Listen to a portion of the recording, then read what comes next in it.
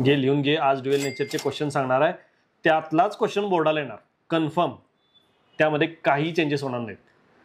पहिला question, dual नेचरचा experiment व्यवस्थित करायचा, त्याचे तिन्ही ग्राफ करायचे, ते तिन्ही ग्राफ महत्त्वाचे आहेत.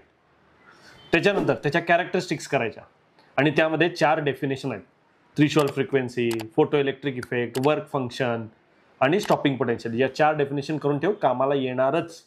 डायग्रॅम म्हणजे एक्सपेरिमेंटचा क्वेश्चन आणि हा क्वेश्चन, हे 2 क्वेश्चन झाले. तिसरा ड्युएलिटीवरचा क्वेश्चन पण विचारला जातो, तो पण व्यवस्थित कर. चौथा क्वेश्चन फोटोसेलचा advantage, disadvantage, construction, working diagram करून ठेव. नंतर डेव्हिएशन आणि जर्मनचा एक्सपेरिमेंट, बस. नंतर एक डेरिव्हेशन बऱ्याचदा विचारलं गेलेलं आहे, चान्सेस त्याचे कमी आहेत कारण सेक्शन डी मध्ये तो क्वेश्चन फेमस होता, मॅक्झिमम टाइम यायचा. डी ब्रॉग्ली हायपोथेसिसचं डेरिव्हेशन एक शेवटचा प्रश्न करा, म्हणजे असे 5 ते 6च प्रश्न करायचे. आता तू पुढचा प्रश्न मला विचारणार माहिती आहे की हे कशातनं करू, तर लक्षात घ्या, थेअरी करण्यासाठी माझ्या दृष्टिकोनातून बरेचशी मार्केटमध्ये पुस्तकं आहेत, चांगली आहेत.